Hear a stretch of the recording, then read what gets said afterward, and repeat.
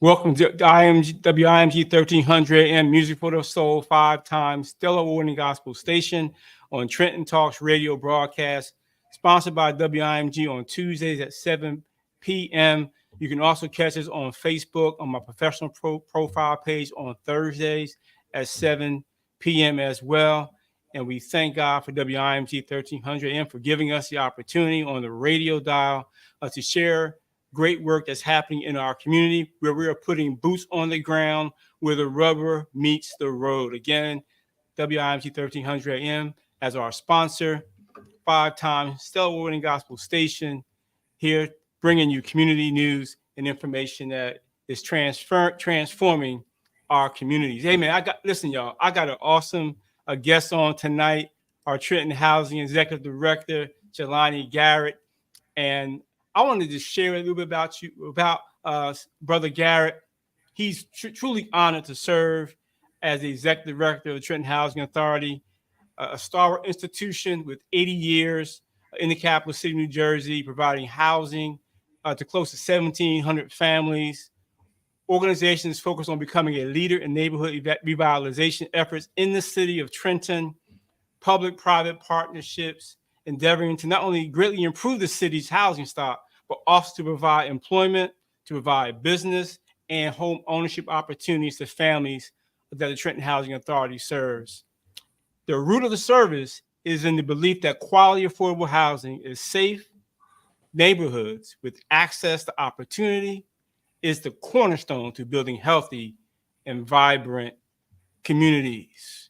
I want to share about the mission of Trenton Housing Authority. Trenton Housing Authority is committed to providing decent, safe, and sanitary, affordable housing that is well constructed, carefully maintained, expertly managed. They seek to identify projects that have the potential to act as a catalyst for revitalization of neighborhoods in the city of Trenton by promoting self-sufficiency among the families and residents of their communities, of our communities, and partnering with local agencies, organizations to provide education, provide training, employment, and business opportunities. Core values.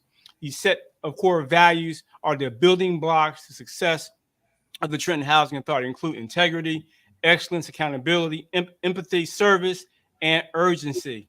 Here it is, their core business. Trenton Housing Authority is currently operating 10 multifamily housing developments in the city of Trenton. They include Donnelly Homes, Page Homes, Lincoln Homes, Prospect Village, Fraser Court, Wilson Homes, Haverstick Homes, Abbott Apartments, Josephson Apartments, French Towers. Man, they're doing a lot of work in the city of Trenton.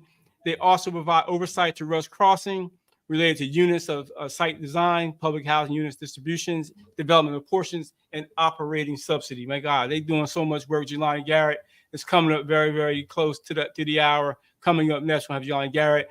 Organizational growth and development. Listen to this. Trenton Housing Authority is in the early stages of completing repositioning of its portfolio and properties.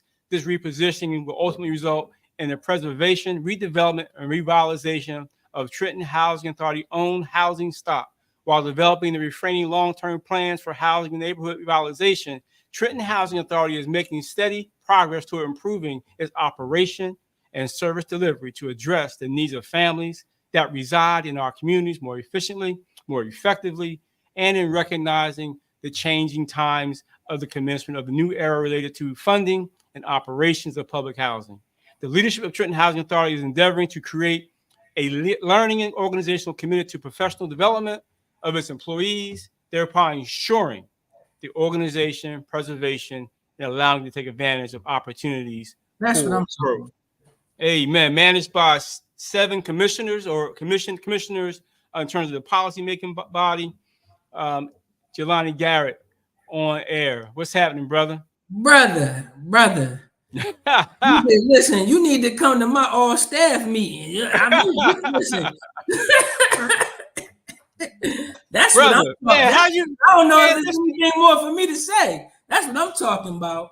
Man, we're gonna hit these points, man. You got 10. I thought it's like 10 to 11. These housing units, man, are 1,700 families. I mean, what's your day-to-day operation look like? How do you actually implement these values in this core mission, this core business Absolutely. that you've developed and built upon over 80 years worth of service.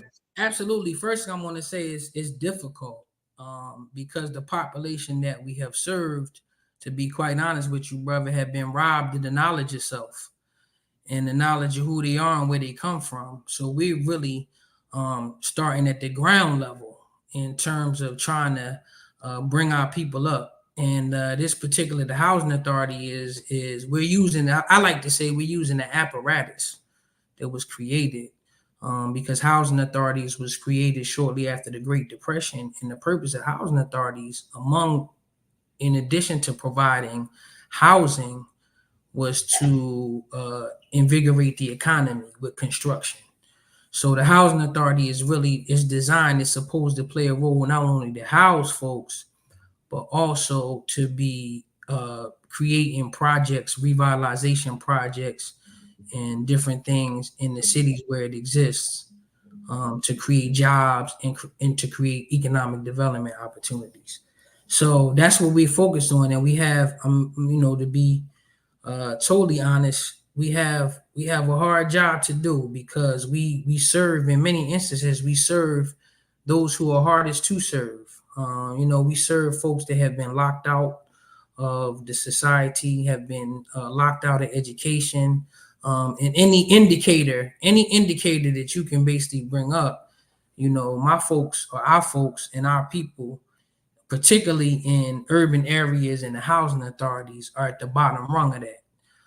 So I give kudos, I give praise, and to all of my staff, different people, because even to really take that job on and do it well, you got to be a special type of person to take that job on and do it well and keep your composure and see your fellow man and your fellow woman as God's children. And even when they may be acting out or they may be in a certain way where they outside of themselves and expressing themselves, you see them as, you see your people as, that's me, that's my reflection as God's children. So I got to keep that in mind and understand that we've been so oppressed on so many different levels. Like I said, I could talk to education, I could talk to health, I could talk to economic development, I could talk to family structure, I could talk to a number of different things where there's so much work to be done to bring our people up to a standard of living and a standard of being of God's children. So I don't want to go too far. I mean, you got me. You already broke down the whole organization, so I figure I'm just adding on. Oh man, there's so much that can be done, that it continues to be done. Right. One of the things I wanted to ask about the commissioners, right? What is the role of the commissioners of Trenton Housing Authority? What role do they play in supporting that work that you're responsible? First of all, let me just say this, and to get very technical, those commissioners are the housing authority. Those 7 commissioners are, in fact, the Trenton Housing Authority. And then the executive director is hired. I'm essentially the only employee of the board, and the employees that work for the housing authority, they work for me in the context of, I have the ultimate hiring, firing, training, all of that within the organization. So the board, really the ultimate goal and idea of the board of commissioners of the housing authority is to be like that mastermind group of the community, to set a direction on the long-term, the long-term goals, and to make sure that, to oversee, to make sure that they're doing their fiduciary responsibility to ensure that I'm doing what I'm supposed to be doing as the executive director, that I'm carrying out my duties in an appropriate manner, to evaluate me, to set my salary, to set, the contract with me. That's the ultimate personnel issue. But also anything that business that we do comes before the board for them to evaluate and ultimately vote on yay or nay, whether it moves forward. Most of those items are produced by the administration, but we work closely and in tandem with the board in terms of setting the direction for where the organization is going. Amen. Amen. One of the things I wanted to also ask you is, can you kind of go through kind of the staff that you have, actually people that work within Trenton Housing Authority, and Right. kind of the different roles and how they support you in the work that you're doing. And we talked about the commissioners and their role, your role. How does this team that you have that reports into you support the work that you have to do and responsible for? Absolutely. And just to start on that first, I would say when I first came in back to the Trenton Housing Authority in 2017, one of my number one goals was to build a team.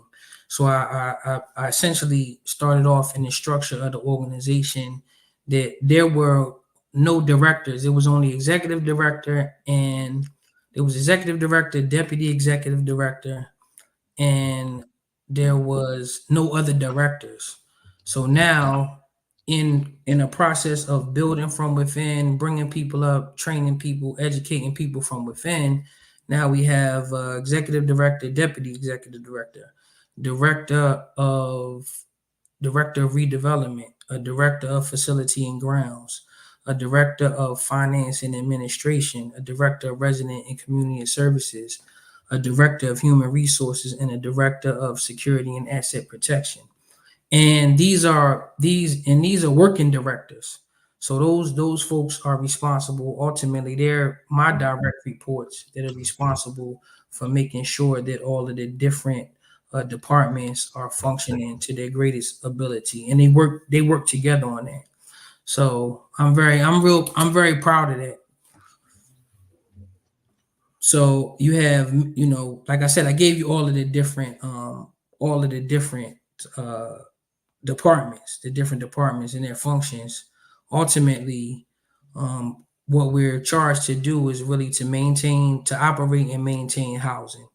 And then because of the age of the housing, the age of the stock, and HUD's lack of funding over the years, it calls now for a position like my position, executive director, to be very creative and to be, I would say, entrepreneurial, but intrapreneurial is the appropriate term within the organization. And we've done that. And that is basically scouring the environment for the programs that we're capable of applying for, the programs that we're capable of doing to bring additional resources in to basically address these decaying units that are in some instances 90 to 100 years old and have been underfunded for years.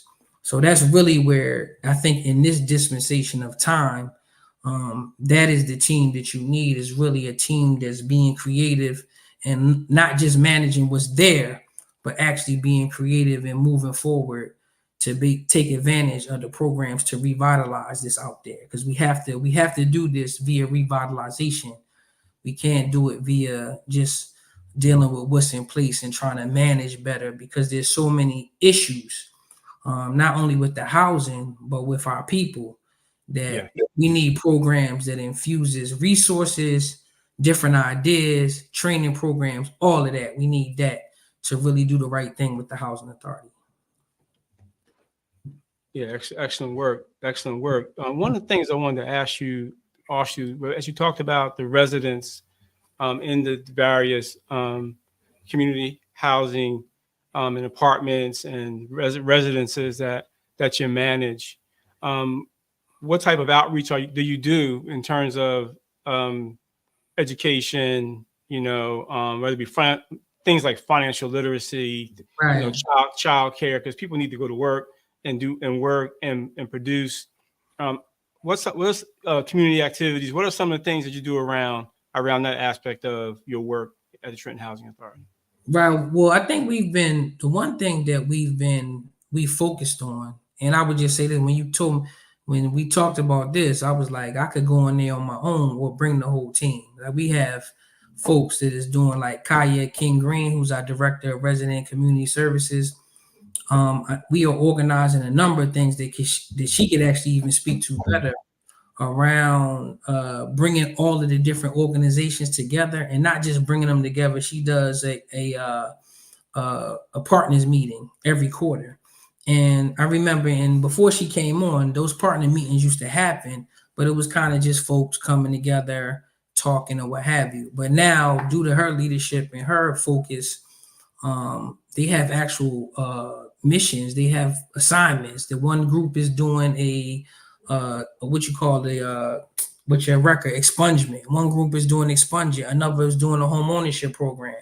So we had to get her back on and talk to the specifics of all of that thing. But I that's in place. And what we focus on at the executive level, what I like to focus on is bringing the local businesses in economic development, so that when you train those folks, there are jobs and things. It's one thing to train somebody, but I always believe, like I've seen over the years a lot of training done.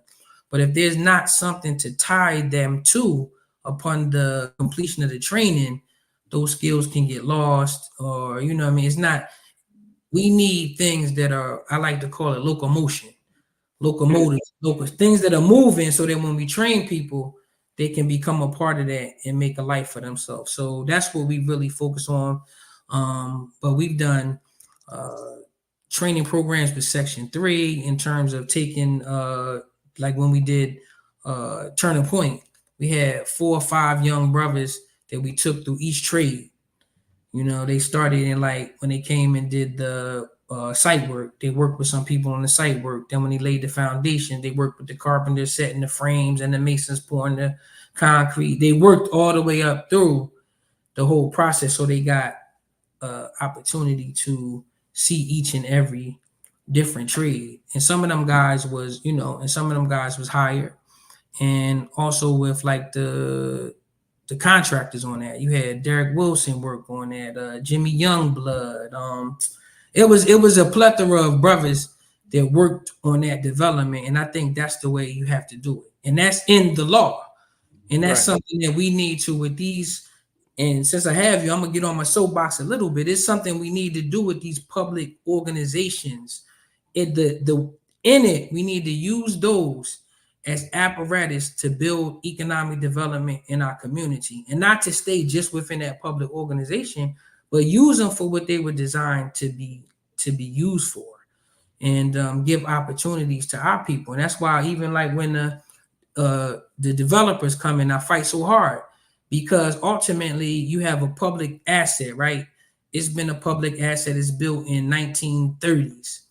Now with the low-income housing tax credits and mixed finance, what happens is it's a public-private partnership.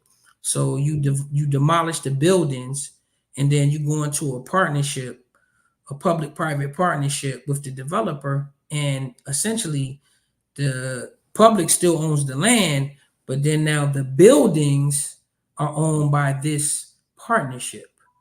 And for so long, the housing authorities were just turning over, basically getting the developers to come in and not really getting their fair share out of the development. And that's what we work hard toward, like Turn a Point. We have our fair share in there. We're in the partnership. We get in cash flow. We manage it, and that's what we have to do with these organizations. We have to stand up, and where it's in the writing, even for us to be able to bring those resources in the community, we have to just do it. And we have to tell those that's coming in, this is how we doing it. And there's no if, ands, or buts about it. And if you don't want to contribute, this is a new day.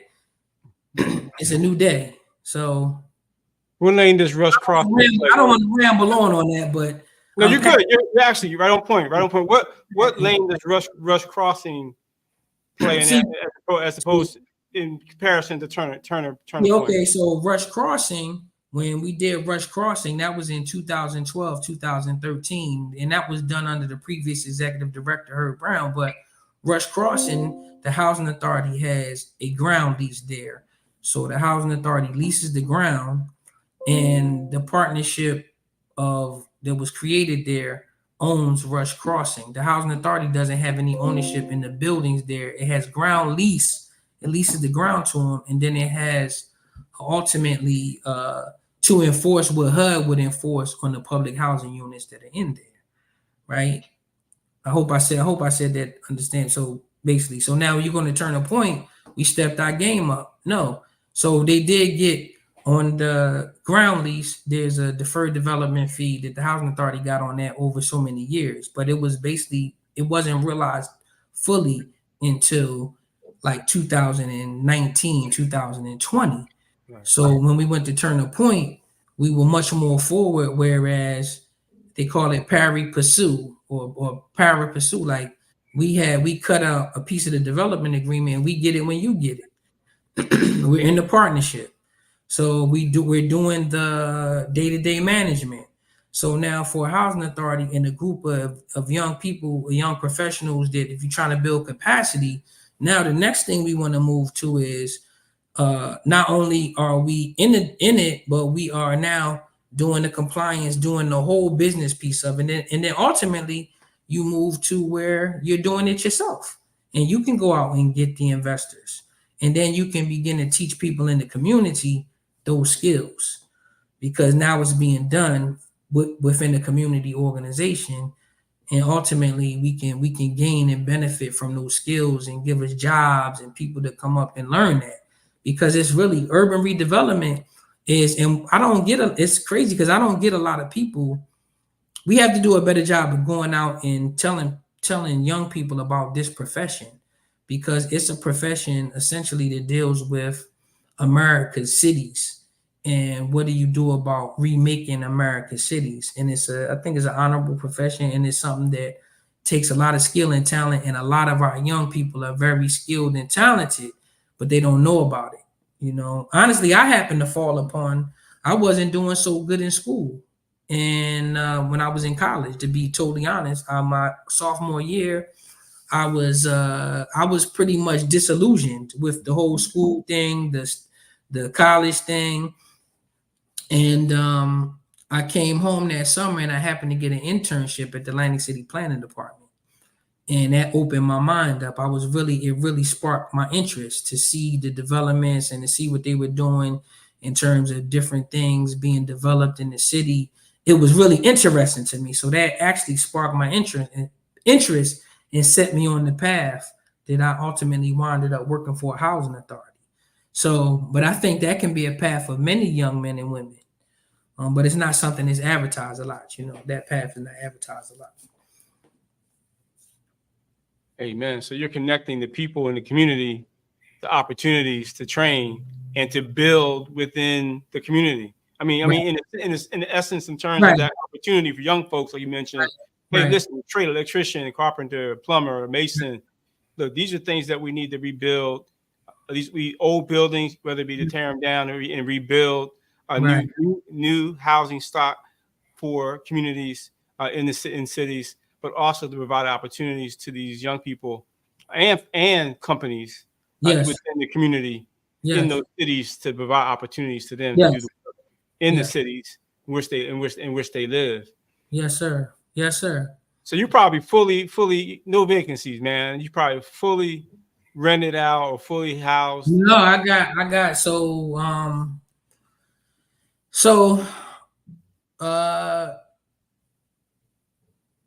we had so to go into like the pandemic hit housing authorities really hard, because unfortunately the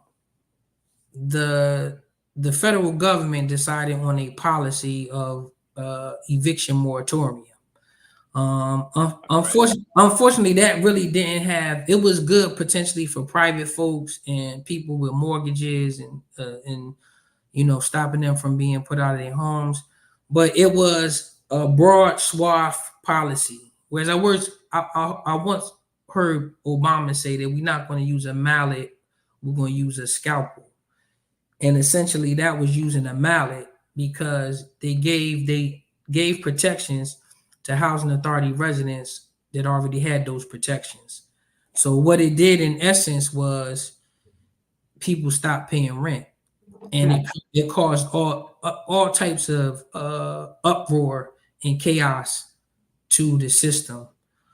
Because even before, and this is not me, even before when I came to the housing authority in 2010, the housing authority was already proficient at collecting rent. It was I came from another housing authority, and from the housing authority I came from, they were at 97% collection. It was like 97%, and they had a whole system in place, and the residents were trained in that system. So they paid, and they knew if you don't pay, you're gonna get evicted. So people were trained in that. So when the pandemic came around in 2019, just to give you some rough numbers of how it affected our operation, when the pandemic came around and when they put out that eviction moratorium in March of 2020, we had about $200,000 outstanding in terms of receivables, whether it be rent or charges or what have you. It's about $200,000 outstanding. They put that into effect in March, and they had us send out to all of our families pamphlets and flyers saying about the moratorium, eviction, you can't be evicted, this, that. By December of 2020, that was at 1.2 million. Woo. That was at 1.2 million. And since that time, we've been attempting to find our way back. And now, and I think it is unfortunate because I believe in personal responsibility. Everybody should have personal responsibility. So if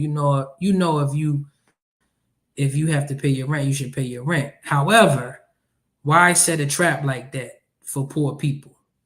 You know what I mean? Poor people that with limited funds, and you basically set a trap like that. And to me, it's a trap because now we're evicting people. Right. Now they don't have the money to pay it back. Now they don't have the money to pay it. 4,000, 5,000, 6,000, 7,000. That little bit. Now it's and now it's going to affect.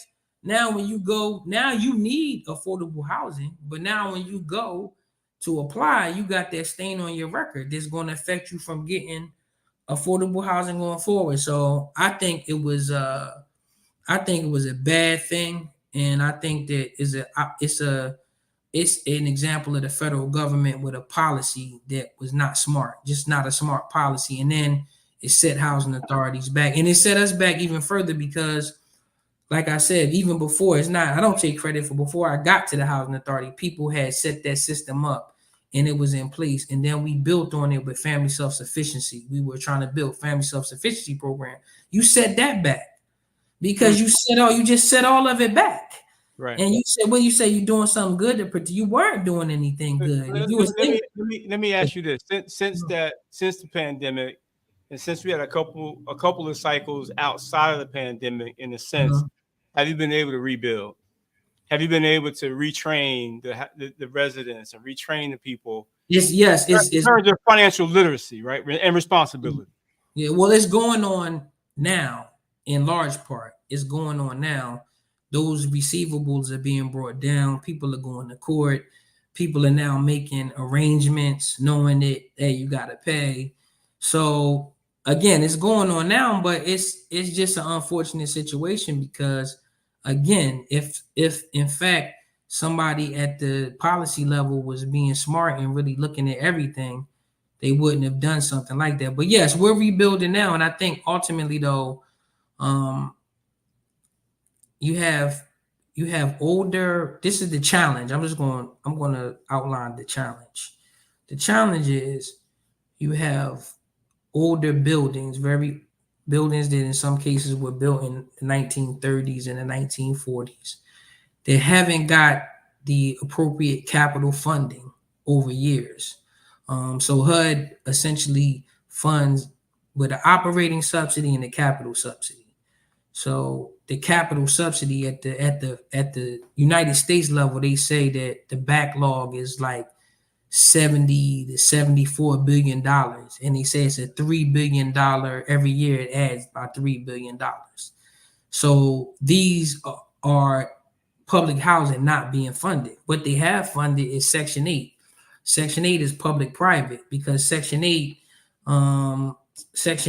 you're a private owner that's getting federal subsidy. So everything moves to Section 8. And Section 8 is always funded. Like if you look at the funding stream, Section 8 just goes it kind of goes up. It increases.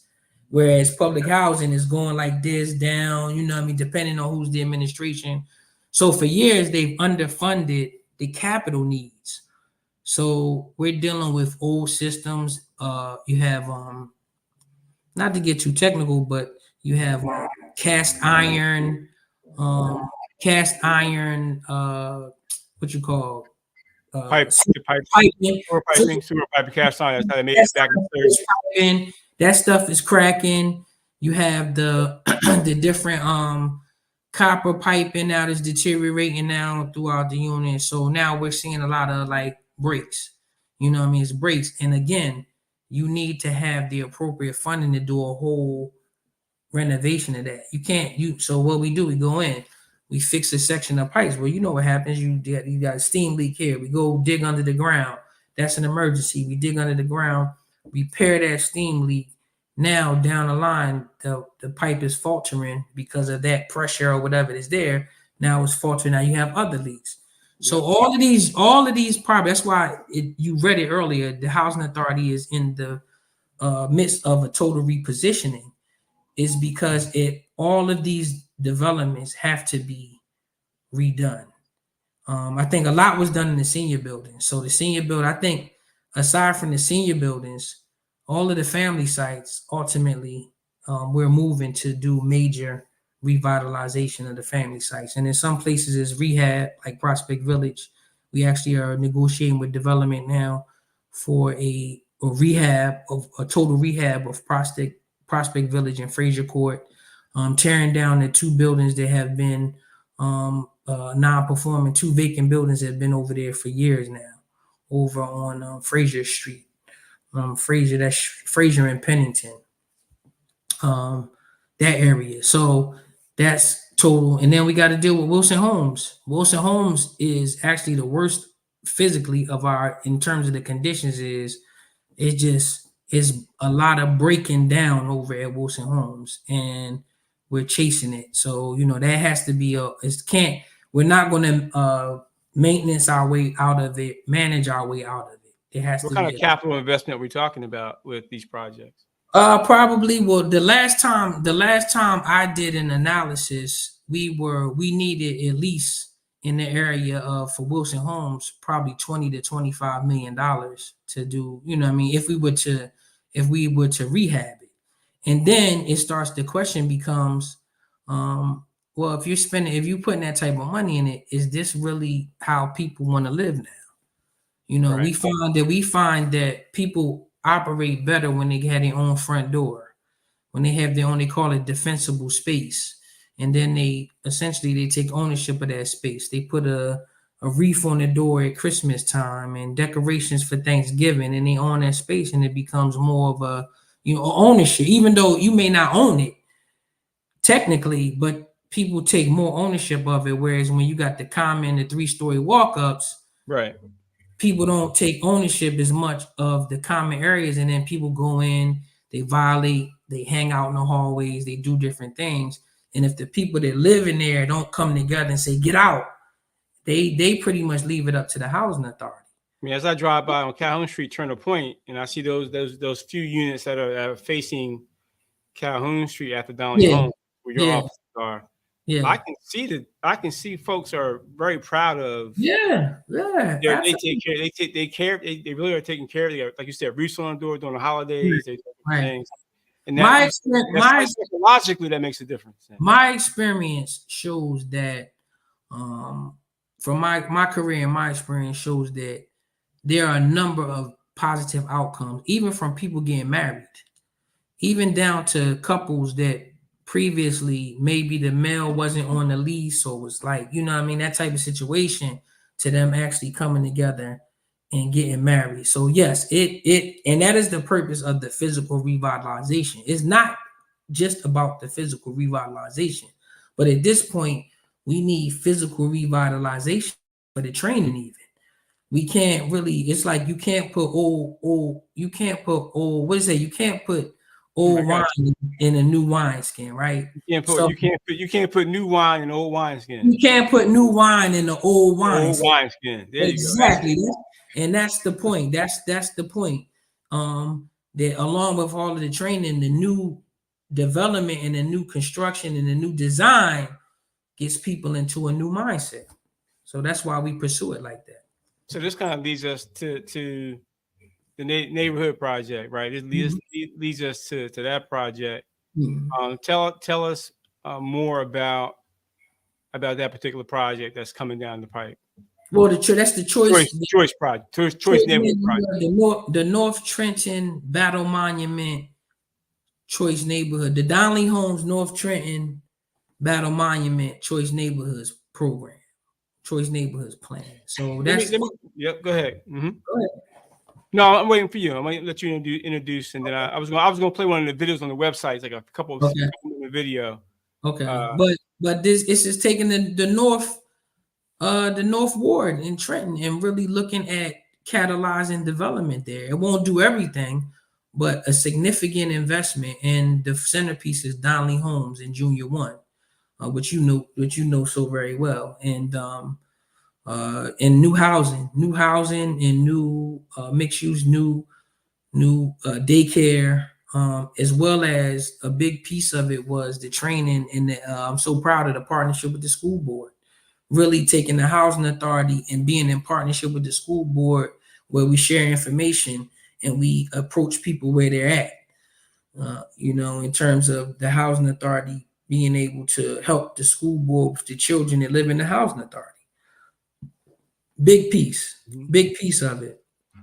And the other, I see, okay. And the other, in the housing and the economic development. I mean, it's ultimately, again, I would say it's a catalyst. It's not, you have to get other investment. You have to get, I mean, I would even say the people that have were born and raised in Trenton, and famous people, you have to find a way to market to the people who would be interested for whatever reason in this neighborhood and in this city, and come on back and make this city great. Amen. Here's a quick video. Oh, that's a cool one. Hear that?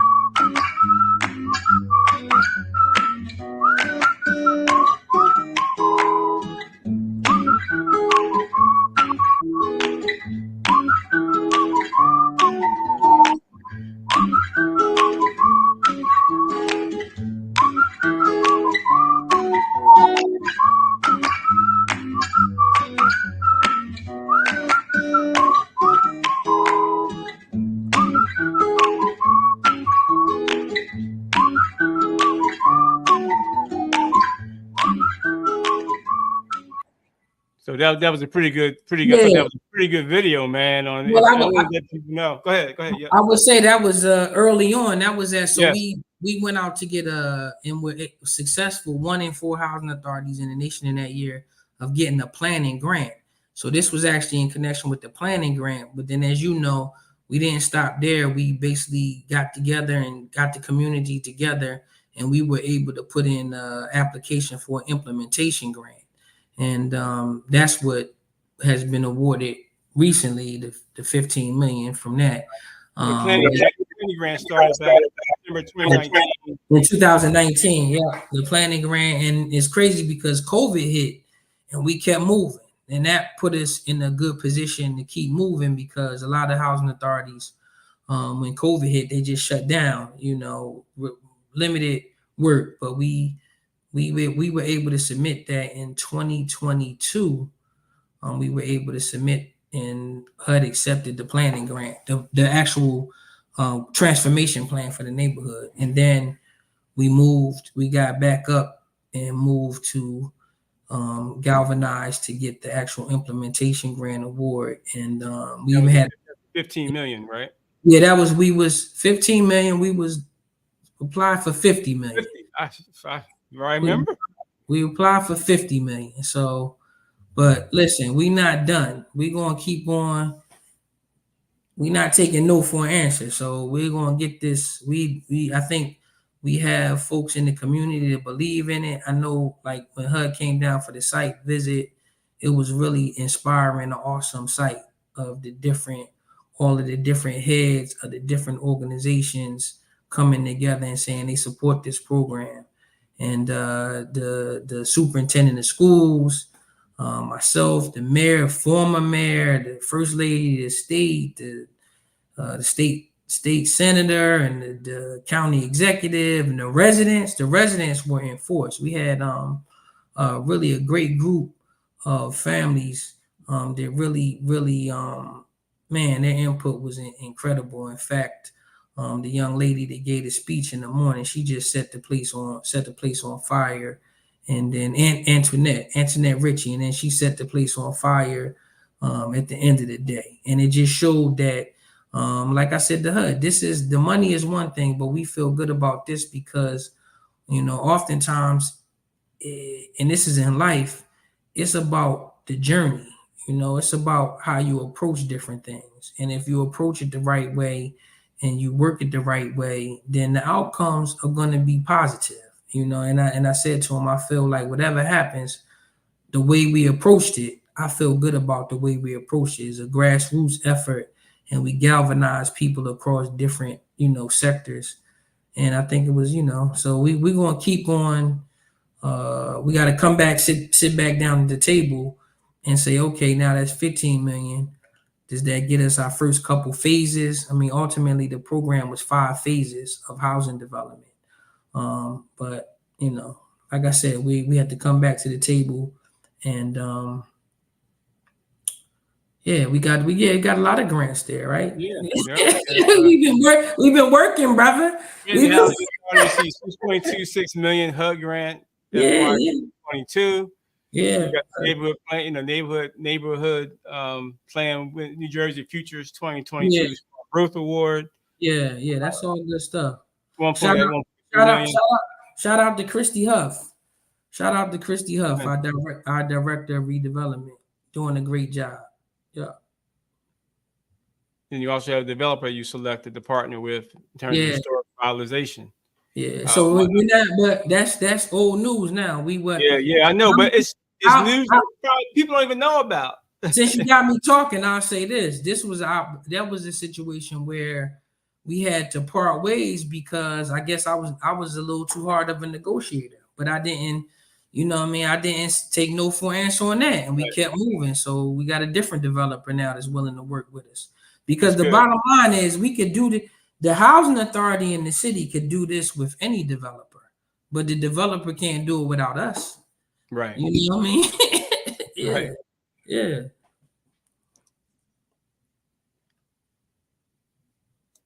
That's excellent work. Excellent work, brother. I appreciate your time this evening. You've been listening to 1300 AM, WIMG 1300 AM, 5 times stellar award-winning gospel station, music for the soul. Trenton Makes Media, boots on the ground where the rubber meets the road. Our Trenton Talks radio broadcast sponsored by WIMG Weekly on Tuesdays at the 7 o'clock hour.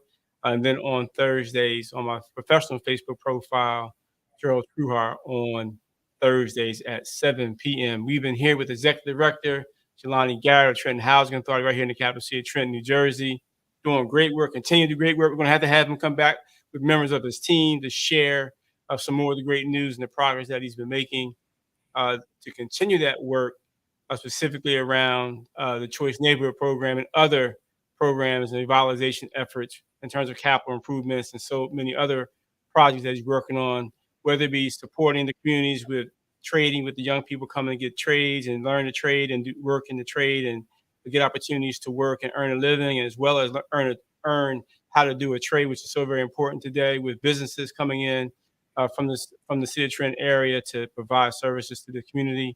through various projects, through community engagement activities around professional development and in terms of financial literacy and other activities, community partnerships. There's so many things that we have to share with our community that you're doing under your leadership, Jelani, Brother Garrett. I appreciate your time today. Thank you, bro. I appreciate you having me. It's my pleasure. So next time you have to have 1 or 2 members of your team come back, man, and really dig into specific aspects of whatever aspect you want to focus on next time. Let's focus on that particular aspect. Matter of fact, we may want to do a series, maybe a 3 or 4 part series. In each one of those part series, we have a specific area that you want to focus on, so we can let folks know what's happening in the city of Trenton. Trenton Housing Authority has a major influence not only on our city, but on the revitalization of our city and on our residents. So it's very important. Yes, let's do it. Let's do it. Yeah, man. my family grew up in Lincoln Garden, so Okay. Lincoln Home. Lincoln Home. Yeah, I call it Garden. Lincoln Home. Yeah. The old school. Yes, sir. Yes, sir. Hey, man, folks, thank you so much for listening. 1300 AM WIMG, 5-time Stellar Warning Gospel Station, Music for the Soul. I'm your host, Pastor Jelani Garrett II, and producer of Trenton Makes Media, boots on the ground where the rubber meets the road. Thank you so much to our sponsor, 1300 WIMG AM, 1300 AM WIMG. God bless you.